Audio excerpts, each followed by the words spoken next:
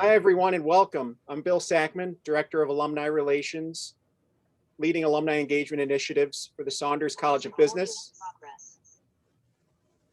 My apologies.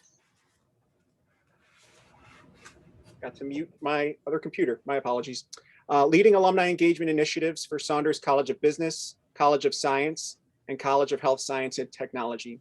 Thank you for joining us this evening. Many in our RIT family have asked how they can help our students and the university in light of all that is happening in the world this past year. We are incredibly grateful for those offers. There are two ways you can help.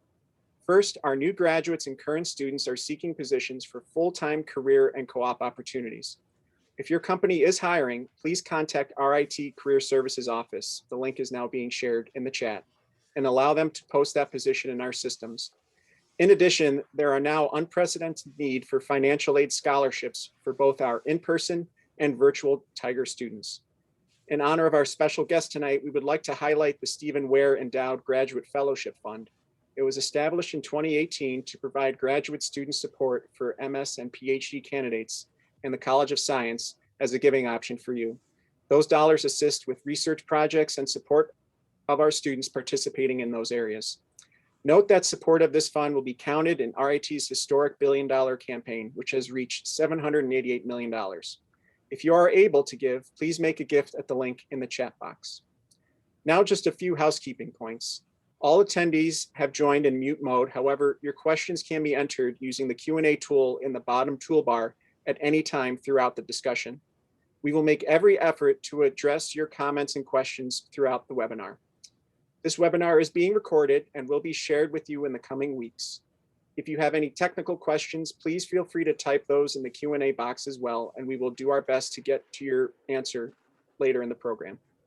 Also, special thanks to our interpreters this evening, Cynthia and Kathy, and our captionist, Kara. You can activate captioning in the bottom toolbar.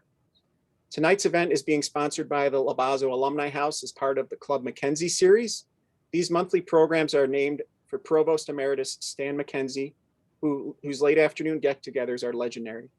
Celebrating Stan's love of learning, laughter, and libation, Club McKenzie is an evening of wit, wisdom, and intellectual stimulation featuring favorite and renowned RIT faculty.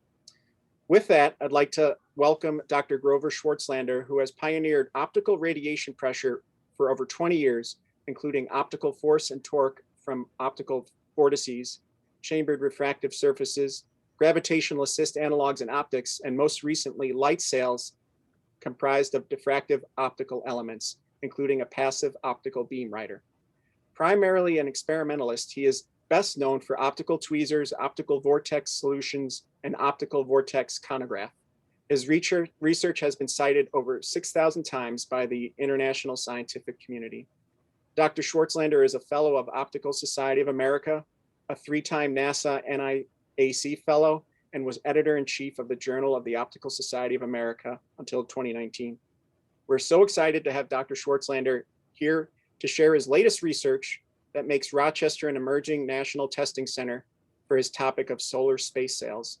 Dr. Swartzlander, our Tiger audience is all yours. Take it away. Thank you, Bill. Let me just introduce myself a little bit, tell you a little bit my background. When I was a first-year graduate student, I had the pleasure of seeing a talk about radiation pressure, and it really kind of interested me, and it made me kind of go into the field of optics and pursue one of my passions, which is radiation pressure. That talk was given, let's say, some years ago when I was a graduate student by Art Ashkin, who later won the Nobel Prize for his work in optical tweezers. The work on radiation pressure predates that work by probably at least 100 years.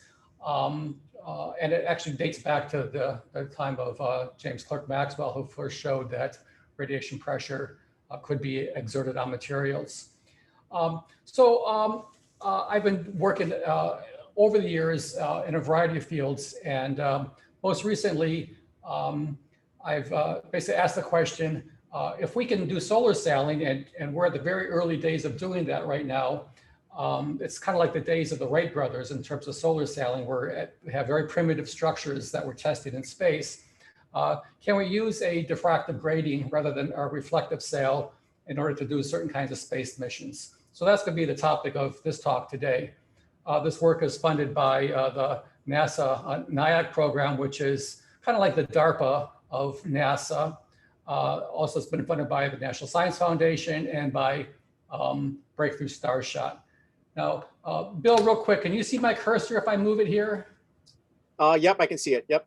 Okay, great, thanks. Yeah, I had planned on using the screen behind me. We set that all up, but for some reason the camera decided not to work at the last minute. So we're just going to try to do it on the screen here. Okay, this is actually an artist rendition of a diffractive sail that was made by an RIT student some years ago.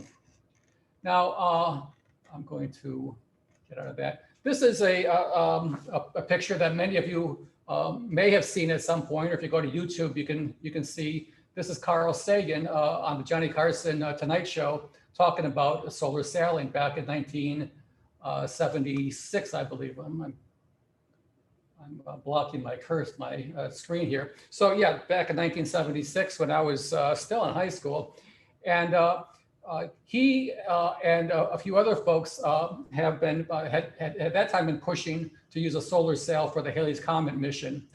It was determined that the technology wasn't ready enough for that mission, and so Carl Sagan and a few other folks at the Jet Propulsion Laboratory went off and started the Planetary Society, which is probably one of the earliest crowdsourced scientific funding projects in the world. And now they even have a solar sail in space. So let's go back a little bit first to the early days of radiation pressure. It goes back to the days of Kepler in the 1600s, later Newton, who used corpuscular or particle theory of light to suggest that light could carry momentum. Later, Kelvin discussed the concept of having a gradient force, or what's often called the quantum motive force, which is what Art Ashkin used for optical tweezers. Later, James Clerk Maxwell basically showed fundamentally from the equations of electromagnetism that light could exert radiation pressure on a body. This was confirmed experimentally in the early 1900s. And then some of the early rocket scientists even looked at, this would be like Thiaskolsky and Sanders, predicted the possibility of using radiation pressure for solar sailing. That was the early 1900s. It hasn't been until more modern times, really the last, let's say, decade, where NASA folks have intentionally made a solar sail, launched it into space, and have tested the ability of a solar sail to behave as it's predicted. But even in the early days of rockets and in space travel, like the Mariner 4 and Mariner 10 missions, radiation pressure was used in a very important way. It hadn't been planned that way, but it ended up rescuing the Mariner 10 mission from a disastrous mission. And then in the early 70s, there was people like Carl Sagan, Lou Friedman, and others who had pioneered our modern concepts of reflective solar sails. And so here's a few, if anyone cares to read a little bit more, these are some nice references to read about the history of solar sailing. And if anyone's interested in science fiction, of course, you can go back to the early 60s and see all kinds of fascinating concepts about using solar sails. In fact, I just recently read Sunjammer by Arthur C. Clarke, who many of you may know from the 2001 Space Odyssey, among other great stories. Well, it's not quite science fiction anymore. We're really at a Renaissance period where we're discovering new ways of propelling things in space and new missions that can be enabled by solar radiation pressure, and even the concept of laser-driven sails for in-space missions. Today, I'll be talking primarily about solar sailing missions, because those are, while still a little bit fantastic, they're near term, and they're being planned, and we're hoping that our mission will eventually lead to a mission within the next decade. Now, one thing I want to point out, as it shows down here, radiation pressure provides the only means of completing certain types of space missions. Rockets can just not do that. And this is one reason why there's a lot of excitement for radiation pressure in space.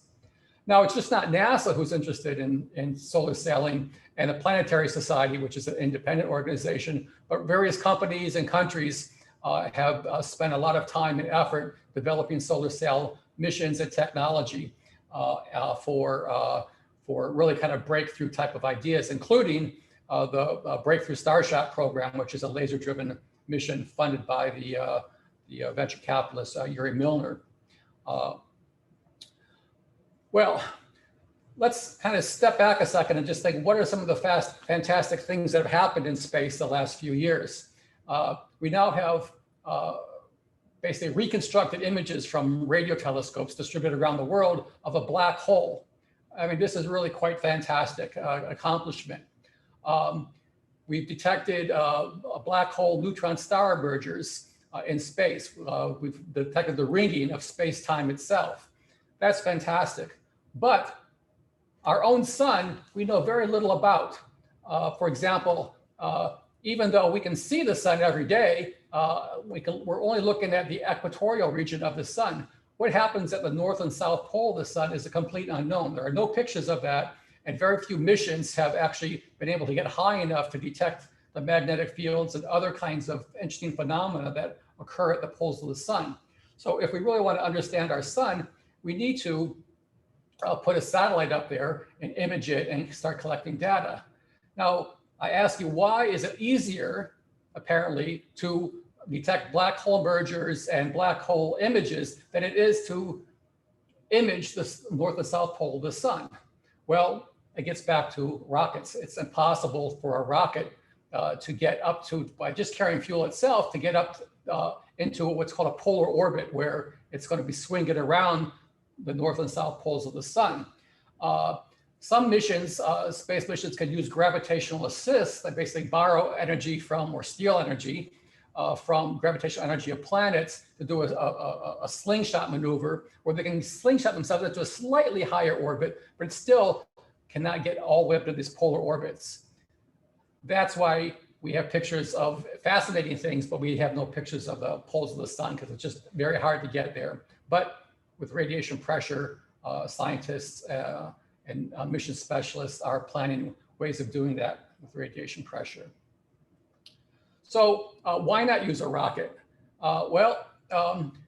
Let's go back to the basic laws of physics. We have Newton's third law, which is basically just another way of saying we have conservation of momentum. When the rocket propels, ejects burned fuel, or basically atoms carrying mass out the back, there's momentum that goes out the back. And because of Newton's third law, there's an equal and opposite momentum or force propelling the rocket forward in this direction. And so this, using conservation momentum concepts, the Russian rocket scientist Tskolsky showed that in 1903, that basically there's one very simple equation that dictates the velocity of the rocket. That's called the rocket equation. And so what the rocket equation says is that the change in velocity of your rocket, let's say from some initial point to some final point, so I is initial mass and mf is the final mass of the rocket, that change in velocity is dictated by the exhaust velocity out the back of the nozzle of the rocket times the logarithm of this ratio. So for example, if your final mass of the rocket is 15% the initial velocity of the rocket, then your change in velocity will be almost 2 times the exhaust velocity. So rocket scientists spend a lot of time designing a nozzle to try to increase the velocity coming out that nozzle. And chemistry basically dictates how much energy you have possibly to try to perform the combustion to get some velocity generated in the first place. So this is basically just dictated by how much mass the rocket is before it may say full and empty. And so you have a container, and obviously if your container is too heavy, you're trying to send it through the very difficult launch through the atmosphere, you don't want it to explode. You want it to stay intact. And so there is certain limitations about the final mass of that rocket compared to the initial mass. And we're limited by chemistry and nozzle design for the exhaust velocity here. Now, if you want to do something in space, you want to go someplace, you need a rather large change in the velocity. And so these are listed in various different places. You can look up yourself. If you just want to get from the surface of the Earth into an Earth orbit about 400 kilometers above the Earth, you need a change in velocity of the rocket of 8 kilometers per second. If you wanted to then further go to the moon, you need another 6 kilometers per second. Or if you want to go on to from the Earth's orbit to Mars, you need another 8 kilometers per second. So you need a rather large delta V. And so if you only have so much exhaust velocity, right, you really can't exceed the kind of limitations of this right now, and these are limited, you're going to have a hard time trying to get very large delta V's without trying to find some different technology to do it. So the rocket equation is basically limited. They call this the tyranny of the rocket equation. If you want to go into a polar orbit, you need delta V's that are going to exceed what we can currently get with just rockets and either like hydrogen, oxygen fuel, or kerosene and oxygen, things like that. So there's a different way of propelling things in space, and that's by using, again, conservation momentum, but not conservation momentum of an exhausted burned fuel, but using conservation momentum of light itself. Now, light carries momentum, and even though there's no mass of a photon, the photon does carry momentum. And if we change the direction of the sunlight momentum, so as I show here on the left, there's some initial momentum of light coming in. And if we have some surface that scatters the light at some mean angle, let's say k sub s, then there's a change in momentum of the system, which means that in this case, there is a change in momentum in this direction. And because of Newton's third law, there's an equal and opposite momentum change, or force, if you like, on this scattering surface. And so that's our aim in solar sailing, is to take advantage of a change in momentum, produce a force on some sail. And so the objective is to get a large scattering angle across all the wavelengths. Now, one way to do this is with a mirror, but as I'll show you a little bit later, this is not the most efficient way of doing it. So this is why we proposed using diffraction gratings. Now let's just step back a second. Let's just compare radiation pressure to, let's say, the hydrostatic pressure of, if you have a, let's say, column of water, like a tube of water, you fill it up and you have, let's say, some, let's say, cellophane on the bottom. How much pressure is exerted against that cellophane, for example? So if you have a column of water that's, let's say, only a half a millimeter tall, okay, a half a millimeter tall, it's about 5 times the diameter of your hair. And you take about a pint of that of water and spread it over 1 square meter. Okay, so one square meter is quite large. Okay, the pressure of that water on that cellophane is just given by the density of the water times the gravitational acceleration of Earth's gravity times the height of that water, which is just a half a millimeter. That's going to be 5 newtons per square meter, just to give you a rough value of what 5 newtons per square meter is. You can imagine pouring a pint of water across the 1 square meter surface. Okay. Not much water, not much pressure. Now, if we compare this value to the radiation pressure exerted by sunlight, that's dictated by the irradiance of the sun, which we know is like about 1 kilowatt per square meter. That's basically the sunlight that's hitting the Earth. And we have to divide that by the speed of light. Then we get 1,000,000 times less pressure than we had for that half a millimeter layer of water. Okay, so you can imagine the radiation pressure is an extremely small value because we're dividing by the speed of light, which is 3 times 10 to the 8th meters per second. So you might wonder, how can you possibly do anything in space with such a low pressure? Well, let me see, I don't see myself here on my screen anymore. Let me see if I can find myself. You're okay. We see you, Grover. You're okay. Okay, great.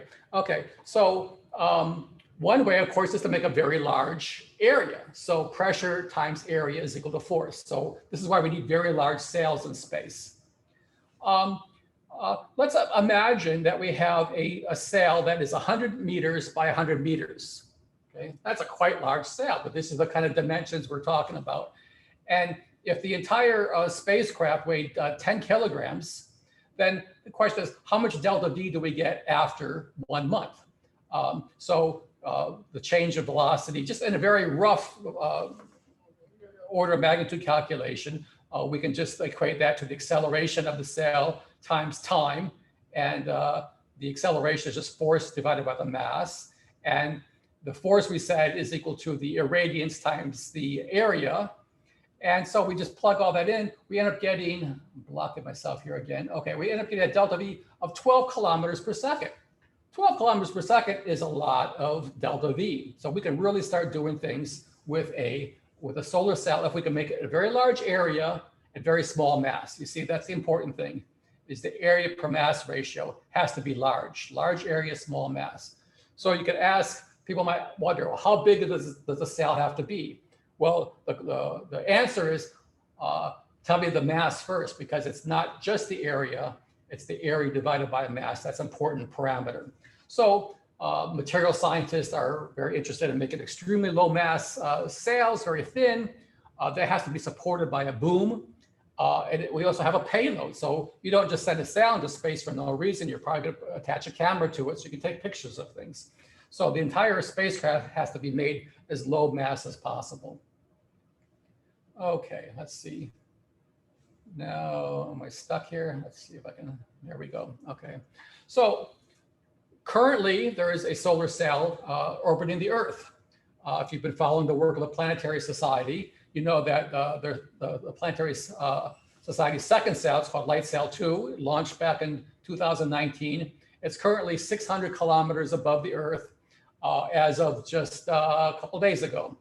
And the way it works is, what you can see, it kind of looks like a wrinkled piece of aluminum foil. Okay, so it's not just an ideal mirror, because this thing had to be folded up and stowed into a size that's about the size of a toaster. Okay, so this thing, which is, I believe this was like 10 square meters, might have only been about 3 by 3 square meters, 3 by 3 meters, was folded up very tightly and then had to be unfurled. So that's why it has this kind of diffusive reflective surface. Now, this background is basically photoshopped in, but this was an actual image of the cell here, and it was stowed inside of this little black thing sticking out here, which was what's called a CubeSat. Now, according to the law of reflection, the angle of incidence is the angle of reflection. This change momentum of light produces a force that's perpendicular to the surface of this reflective cell. Okay?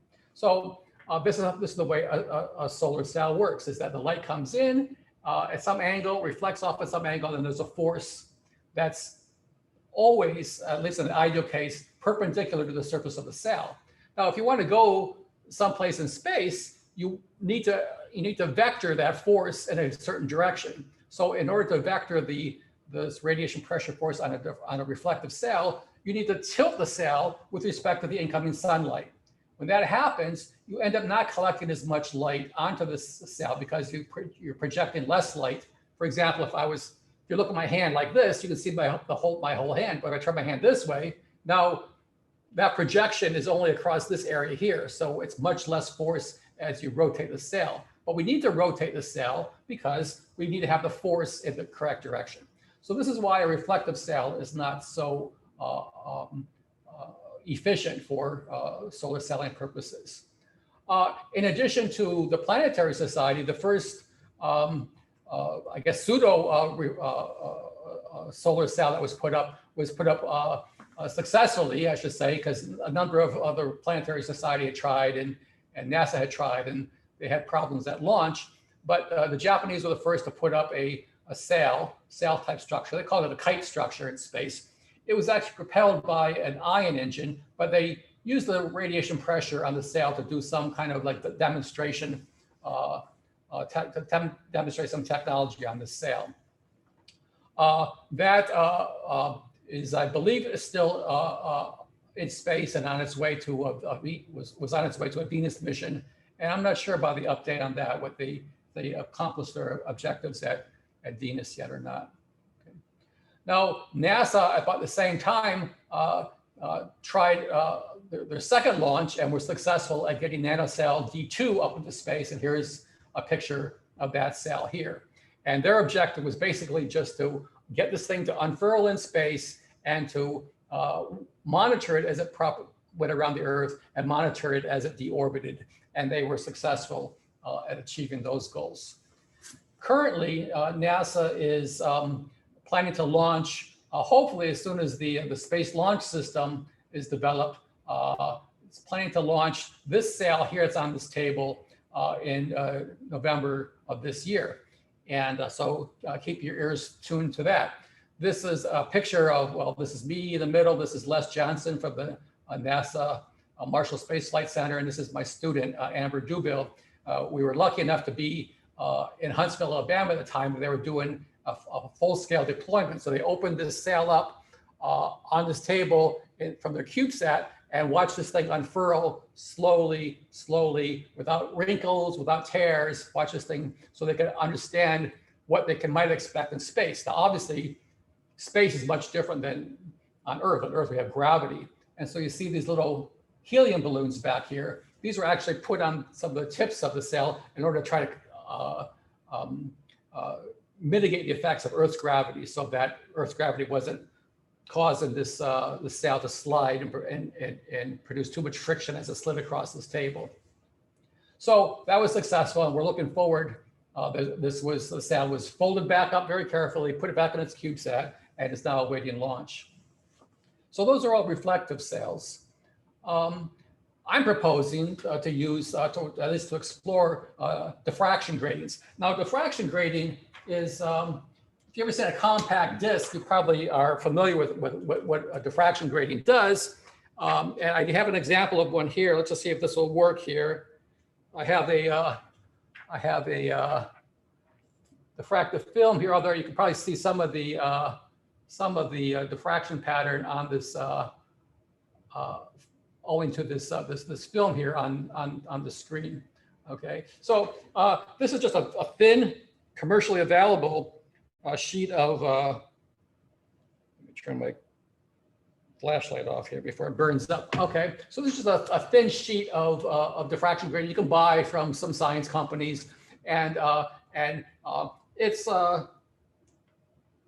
probably about like maybe 100 microns thick. We're probably going to want it to be about 100 times thinner than this. Okay, so this is made for science demonstrations and stuff.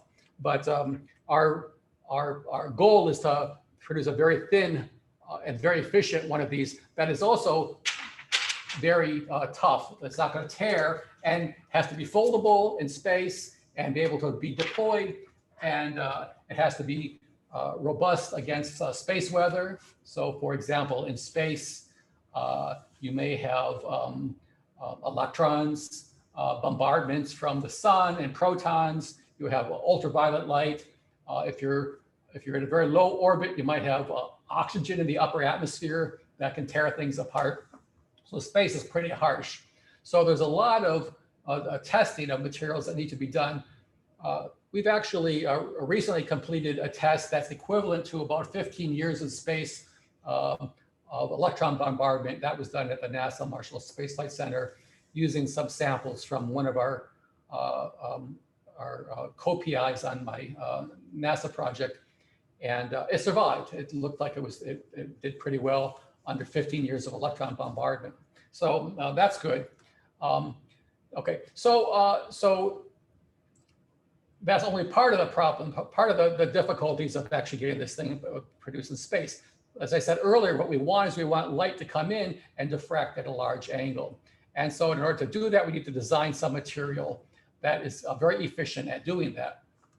And so as you may know, if you follow some of the literature in science, there's a great interest in what are called metamaterials, photonic materials, electro-optic materials. All these things are being thrown now at the development of very advanced, very specialized diffractive films so that we can get a good mission. One of the things that we could do for a diffractive film, for example, is pattern it in different orientations, different ways across that material in order to have some kind of specialized control. We may want to control not just the force on the cell, but also the torque. We may want to design something so that we can replace some of the heavy mechanical motors like gyros for orientation. We may be able to use a diffractive material to actually control the momentum of the spacecraft, especially for fine pointing, for example. So there's lots of ideas that diffractives and modern materials bring to the solar sailing community. Okay, so so we're in the process of trying to model these. I have collaborators at University of Utah and at University of Alabama that are doing modeling of photonic type of materials to determine how we can get as much sunlight as possible. Of course, sunlight is a broad spectrum from the ultraviolet up to the infrared, and we want to get as much of that light scattered or diffracted at more or less one angle. Almost we want it at 90 degrees from the incoming light. We want it to diffract it at a very large angle so we get the most efficient sail possible. So that's current research. Now,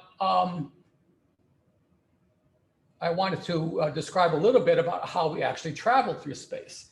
Of course, if you want to go from Rochester to Buffalo, you just basically vector your car toward Buffalo and off you go, assuming there's a road to take you there. Or if you're a crow, okay, as the crow flies, you go directly toward Buffalo. But in space, we're basically constrained by the gravitational well of the sun. Okay, so everything, all of our planets all go around basically in what's called the ecliptic plane around the sun. And so if we want to do anything, we have to take that into consideration as well. So in order to get from, let's say, Earth to Mars with a solar sail, what you do is you don't point, you don't vector yourself directly toward Mars. You basically vector yourself perpendicular to or basically, let's say, tangential to the orbit of your spacecraft. So initially, your spacecraft is in an Earth orbit, it's going around this blue circle, and so you produce a force that's perpendicular to this orange line as much as you can. Okay, now you can't get it exactly that direction, but you do it as much as you can to try to get this thing to have a force so that as if you have a force in this direction, it speeds up, and in the process, because of this gravitational well of the sun it's in, it will spiral outward. Okay? And so this shows such a spiral trajectory going from Earth to Mars using the solar sail. Those equations are basically can be written in a rather simple way. This is what Newton wrote down for basically gravitational attraction. There's the capital G, the universal gravitational constant. There's the mass of the sun, the mass of the sail, and the distance squared. And so if you only had gravity, you would just have this term here, 1 here. But with a solar sail, you have some component of radiation pressure pushing away from the sun. So that's this value here, alpha sub r. And for most solar satellite technology now, that number is extremely small, so we can ignore it. In order to change, to have a force perpendicular to the direction of the radius, basically in this group called the azimuthal direction, you have the same kind of term here with these acceleration factors that are, even though they're small, they're not negligible because you're not fighting against some prefactor from the sun itself. So the sun does not produce at least the first order does not produce any kind of forces you're fighting against in this direction. So as long as you have some acceleration along the tangent of your orbit, these can amount to a significant amount of force that allow you to do space missions. Okay? Again, even though it's small, it is significant on a, if you like, on a astronomical scale. All right, now we also know that as you get closer to the sun, the irradiance gets brighter. And that's basically dictated by this 1/r² term here. So you have two choices, I guess, for missions. You can either go away from the sun and like say from Earth to Mars, in which case you have to design your mission to account for this decreasing irradiance, or you can design a mission that goes from the Earth toward the sun, in which case you have this tremendous increase in radiation pressure because of the increased brightness of the sun. And so that's the mission that we've, the scenario that we've elected to pursue now, because that's going to give you the biggest bang for the buck, essentially, in terms of seeing a real dramatic change in the orbit, as well as I said earlier, we're very interested in understanding what is happening at the poles of the sun. So a solar mission is good, good for science, and it's also good for solar sails. So we've done a numerical model of a mission that takes us from 1 AU, and AU is basically the distance from the sun to the Earth. And we've gone from that basically from 1 AU to 0.3 AUs. Now 0.3 AUs is just under the radius of the orbital radius of Mercury. So we're going to be within, closer to the sun than Mercury is. And we're going to crank the inclination from the ecliptic plane, which is what all the planets and everything is constrained by. We're going to crank the orbit up to 60 degrees inclination so we can get a good view of what's happening at the polar areas of the sun. And we predicted that for this model, it was a small, low mass sail with a 20 by 20 meter sail. We predicted it could achieve this within 5 years. So that was, pretty amazing. Many missions in space we talk about measured on the order of years to decades. So a 5-year mission seems to be very, very good, very short term, and the cost of such a mission, because the modest sizes, could also be quite low. Now, what we plan to do, or what we propose to do, is not just to put one sail up in this high inclination orbit close to the sun, but 12 different satellites, a constellation of them. So they're all orbiting, looking at the sun at different angles, at different at the same time, beaming that information back to Earth, so we can get a full picture of the sun's evolution to be able to better understand the heliophysics of the sun. And we could look at different wavelengths to look at different phenomena. We could also put on things, let's say, magnetic detectors and radio frequency detectors and various types of things. Maybe one sail would be optical, another sail might be infrared, another one of these 12 sails might be ultraviolet. We could be looking at different points in the spectrum at different positions as a function of time. This work was just published by my student who I showed you earlier. We were in the deployment of the solar sail, Amber Dubil, who just graduated and a year ago, and now is working at the Johns Hopkins Applied Physics Lab, again, doing rocket science there. Okay, so our idea for this sail, but basically taking our solar sail from the Earth and spiraling in toward the sun and increasing the inclination of the sun. We've developed our own maneuver for doing this. And the idea is, again, if I go back to this diffraction gradient, what we're going to do is we're going to have the sun basically, if you look on the left-hand side of the bottom of the screen here, we have the diffraction gradient might be in this direction. And then as we go around the sun, we're just going to rock it like this back and forth. Okay, we go around the sun, and then we're going to go back like this. So every time we go around the sun, we're just rocking it back and forth this way. And by doing this, we end up spiraling in toward the sun, and we end up increasing the inclination angle at the same time. So it's a very simple maneuver, and it basically is shown here on the right-hand side here. We just are rolling the sun by some angle, basically through 180 degrees back and forth. And so that was very successful, at least from a numerical point of view. Now, this is all on paper so far. What do we have? What do we have in the laboratory? We have here's our student Lucy Chu. She's actually finishing her PhD defense tomorrow, and we're wishing her luck. And she's been making the measurements for us. Much of it has been done in the RIT SMFL because they have a very good low vibration floor there. Now, the first experiments were actually done not at RIT. We couldn't find a good floor at that time because the vibrations of the floor were just too strong compared to the stability we needed for our experiment. Our experiment, we're trying to measure like nano-Newtons of force. and building vibrations can exceed that by an order of magnitude.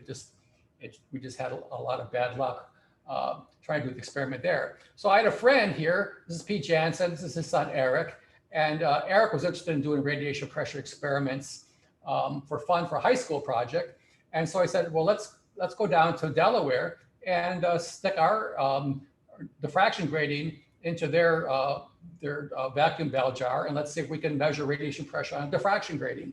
And so, in fact, that we were successful, and that work was published in Physical Review Letters, very prestigious for anybody, let alone a high school student, back in 2018.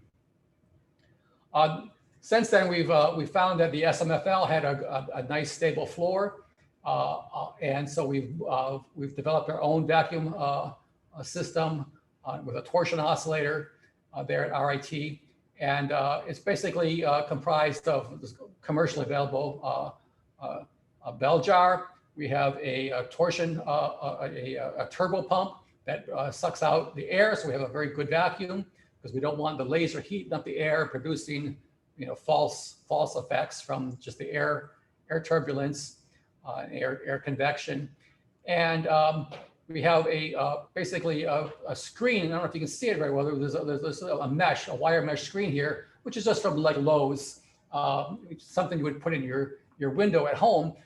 What this does is this is called a Faraday cage. It shields the torsion oscillator that sits inside of here from electrostatic perturbations, and those can produce forces greater than a nano-Newton, and we don't want to see that. We need to mitigate against those. We have a forcing laser. It's about a 1 watt laser that shines onto the grating, which is, you can't really see the torsion bar here, but the grating sits on one end of this torsion bar. There's a counterbalance on the other side of this bar. And then the torsion arm is suspended from a very thin tungsten filament, which is 25 micrometers in diameter. So about a quarter of the width of your human hair. And it's supporting the mass of this torsion bar. And so what happens is if you just have this bar suspended by a filament, if you put a little bit of force on one side of this because of radiation pressure, for example, it's going to move. There's a rock back and forth. It'll come backwards because the torsion filament doesn't like to be twisted. If you twist it this way, it wants to twist back this way, but then it overshoots and goes back this way. So this thing will just rock back and forth. And as you apply radiation pressure, you can cause that oscillation to grow or to shrink. So this is an experiment we've done with a sample that was made by Beamco. This is actually a liquid crystal polymer. This material is basically akin to Kevlar. So it's extremely tough and strong and robust. And the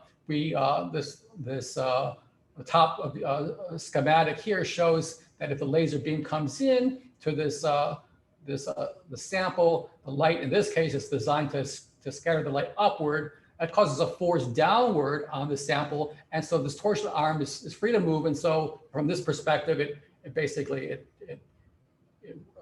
pivots down this direction. Now, this is designed so that when it pivots down, when the top part goes down and hits the laser, or the laser hits the top part, it's going to produce a force in the opposite direction. So this thing is going to be basically being forced back and forth from this laser as it's exposed, as either the top or the bottom part of this sample is, the top or bottom part of the sample is exposed to the laser beam. And so we did some curious experiments with that. This just basically repeats what I just said. Basically, there's a force that's dependent on the position of this. We call this a bigrating. And what we showed is that by turning the laser on and off, we can produce the same kind of effect as you have for a swing set. You remember how do you get a child swinging on a swing set? You basically give them a push, and they go up. And if you like, if somebody was on the other side, you can give them a push to go back, or you can just do it just from one side. But basically, they end up swinging higher and higher and higher. And that's what we've done here, except the opposite of that. We wanted to slow down the oscillation of the system. So we did the reverse swing set, basically, and we produced a force that was synchronized so that these oscillations would damp much faster than the normal oscillations. So we call this parametric cooling or parametric damping. It's just a fancy way of talking about something similar to what you have with a child on a swing. This work was also published in Physical Review Letters just a couple of years ago, and produced a bit of excitement because this could be very useful for a laser sail. For laser irradiates a sail in space. The sail may be tumbling, it may be rocking back and forth, and you need some way to get it to stay and on the laser beam and not tumble away from the laser beam. So this kind of cooling effect was very promising. It's a very promising idea for managing a laser-driven sail. So let me ask, how are we doing on time here? I've lost track. It's 6:47, so if we allow maybe 5 minutes at the end for Q&A. So okay, yeah, another 5 minutes or so. Okay, yep. Okay. So this is what I hope that we see someday. This is outside of my office at RIT, and actually, what I did to do this, I basically had the moon was out, and I just put this diffraction grating across the window and took a picture and produced this lovely effect here. But this is what you might expect to see if we put solar sails, deploy solar sails in space. You may one day see this satellite going across the sky, and it's not just a bright white satellite, but it'll look blue and then orange and then red. The colors will change, and this will be an indication that we were successful at putting a diffractive solar sail in space. So I think it's beautiful as well as scientifically profound. Now, the idea about getting this in space is basically you have to package everything up. So the solar sail would be stored in this a canister here. This shows basically the scale of what it would look like inside of the fairing for an Atlas V rocket. There's a science bus perhaps on top. It has cameras in it. This lower bus here contains some avionics, and then there's some attachment here to the rocket to do some initial detumbling and stabilization, and then that's basically jettisoned away. And according to NASA's estimate, that a mission that's basically like a 16-year mission that goes to only about 0.48 AU, so this is not as close as we had, but a slightly higher inclination angle, the cost would be about $100 to $150 million, which is relatively modest since a lot of space missions can reach the billions of dollars. So we think that for a solar polar imaging system, this is a quite reasonable prospect for NASA, especially the science impact of getting data from the poles of the sun is going to be extremely important. So some of the open questions we have still and are addressing, because this is active research, is really how best to design an efficient sail that scatters light at a very high, close to 90 degrees from the incident light of the sun. So we want the sun to come in this way and come out that way. And so we need to basically design how to do that. Even though we tested the space environment against electrons, we still have to look at UV space weathering effects.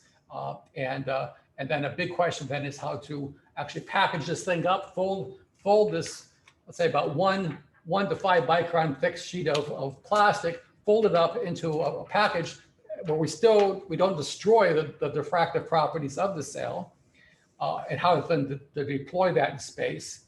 And some other questions is if it's a transparent sail, the light comes out at some angle, can we use those photons or reuse those photons for some other purpose, like for generating solar power, for example? And then finally, can we use advanced photonic materials to electro-optically control the sail, turning, for example, different parts of the sail on and off, almost like a liquid crystal display for your television. Your television has a bunch of different pixels on it. This sail could have a bunch of different pixels on it that you can turn on and off, or basically at least modulate to better control the sail. So those are all some open questions. These are some of the materials we're looking at. These are things called blaze gratings that basically are just almost like a series of prisms. There's polarization diffraction gratings. These are we've already testing these. These are made by Beamco, and these have been quite effective. And then there's the whole area of what's called metamaterials or sub-wavelength phenomena. These are difficult to fabricate and scale up, but a lot of people are looking at like nano imprinting technology, where you could take very small featured systems and scale up to many square meters. Okay, so the upshot is that there are advantages for doing solar sailing. One is that you don't have to launch additional. Well, first thing you need rocket fuel to get into orbit. Okay, so radiation pressure is not going to get you off the Earth. But once you're off the Earth, away from the Earth's gravity, influence of gravity, then you use the radiation pressure to maneuver yourself in space. And you don't need any fuel. You don't need to carry extra fuel then to do those maneuvers in space. You have an infinite supply of fuel, essentially, from sunlight. So this continuous acceleration you get from sunlight allows for these high delta Vs, which means you can go to a lot of places you couldn't go to with rockets. And I'll just say basically that some of the kind of missions folks are looking at are basically an early warning system for coronal mass ejection. One of the greatest fears, besides a really bad pandemic, is that the sun will produce this coronal mass ejection, and the Earth will just happen to be at the wrong place at the wrong time, and it's going to fry all the electronics, all of our modern technology on the Earth. We need warning systems against that. And even though we have some space systems up doing that, with solar cells, you could get much closer to the sun than you can currently to do that. Other things are like this polar orbiter mission we have, and also solar or laser-assisted deep space missions. So we're developing a roadmap for developing all this. Basically, the ideas are looking at theory and modeling, designing systems, and validation experiments. So here's a picture of three of my students. This is Pratik, this is Lucy, and this is Amber. Amber's the one who's at Applied Physics Lab now. Lucy's defending her PhD tomorrow, and Pratik should be finishing within a year. And this is another group of students that was very helpful. It was a senior design team from engineering. And we have lots of help from other folks, NASA, Marshall Space Flight Center, Beamco, University of Utah, University of Alabama, and our friends down in Delaware. So if you'd like, here's some further reading. Watch the video on YouTube or wherever it's going to be posted. You can get some of these references for further reading. And I thank you very much for your interest and any questions you may have. Awesome. Thanks so much, Grover. And best of luck to Lucy defending her dissertation. We do have a few questions here that came up in the Q&A. So I'll list them off here. One of the attendees asked, what are different ways to do guidance, navigation, and control of these solar sails? And how do you currently retire a solar sail once its mission is complete? The mission, let me do the easy one first. The missions that are being tested right now are low Earth orbits. So they would naturally, basically, slowly, just like the Light Sail 2 is slowly reducing its apogee, and it's going to eventually, it's reducing its apogee and perigee because of drag. And so it'll eventually fall into the Earth and burn up. For missions like going to the sun, the sail will probably stay up stay deployed during the science mission. It'll probably eventually fall into the sun though, so that would take care of that one. But yeah, I understand the space weather concerns or space debris concerns that folks have. Luckily, there's not enough missions to worry about that right now. But in fact, people are thinking about using radiation pressure as one tool to basically scoop up some of that space debris and help deorbit it into the Earth. So I think the solar sails could be a solution to that problem. Now for navigation and control, again, by maneuvering, by designing the sail, so there's a force vector associated with the sail, and by rolling the sail using, let's say, momentum control system, you basically just spin up a motor and you can cause the sail to roll. That's our primary means of basically navigation of the system right now. Now, if you had an electro-optic cell, then you could have some additional control. Instead of having to maybe roll it, maybe you can just control different portions of that cell to do a similar kind of phenomena. These are the very early days of that. I hope that answered the question. Another question we had, will solar sails be critical for human travel to Mars? Well, no, I don't think so. I think, at least not in the near term. There's one of the conferences I go to is it's an Interstellar Society, and what they're looking at very far future, but what they're looking at are like extremely large sails for colonizing or populating planets around distant stars. Eventually, the sun's going to get too big, and we're going to be toast, and so we need to find a way to find life support elsewhere. So this would be some very big missions, and I suppose that the demonstration missions could take you to Mars. I'd say more in the near term. What you can imagine is that people are very, very serious about if you like, a Martian space economy, that we may have settlements on Mars, let's say in the next 100 years. And how do we ferry things back and forth between Earth and Mars in an efficient way that maybe you don't need the biggest rocket? So solar sails could be used as some kind of like our interstate trucking system, or even between asteroids and a lunar station, for example. Solar sails could possibly be used to transport small objects back and forth. But in the near term, I mean the next 100 years or less, I don't think we're going to see people yet being propelled by solar sails, because the technology is just they'll be quite large and quite advanced. We have a long ways to go in developing that technology. Another question we had here, are companies like SpaceX and Virgin, developing space sails, and they're currently focused just on rocket propulsion now, correct? Or? Right. Yeah, they have a whole nother business model. So yeah, there's people that are trying to develop the sails, like Nexolve is one of the companies that are making the modern reflective sail materials. There's let's see, who else is there? Lagarde was another group that was making sails and trying to get them deployed. But it's besides the Planetary Society, at least in the U.S., I think that it's pretty much NASA that's promoting the solar sail approach. So we're going to do one final question here. It's kind of unrelated, but if you had an opportunity to go to space with Jeff Bezos or Richard Branson, would you take it? Not a chance. I'm having too much fun on Earth. Once it's safe and maybe I win a lottery of somehow to get up there. But yeah, I work too hard for my money. Just sounds good. I can watch it quite happily on PBS. That sounds like a plan. I think I'll join you. But thank you so much, Dr. Swartzlander, for sharing your passion and expertise with us. We're so grateful you joined us. Thank you to our interpreters, Cynthia and Kathy, and our captionist, Kara. Please remember that all audience members will receive an email from us with a link to tonight's webinar recording in about a week.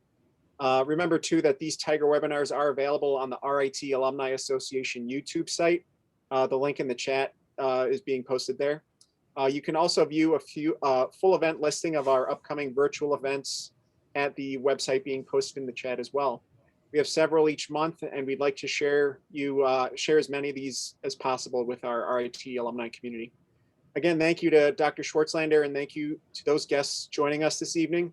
Do let us know what you thought of this webinar by emailing me, Bill Sackman, at wpsdar@rit.edu directly. And if you'd like, I can connect you with Dr. Swartzlander as well. Again, thank you for joining us. Please remember to exit this webinar by simply closing your browser window, and have a wonderful rest of the week, as well as your summer. Stay safe, stay positive, and stay the course. Thank you so much, everybody. Thank you. Take care.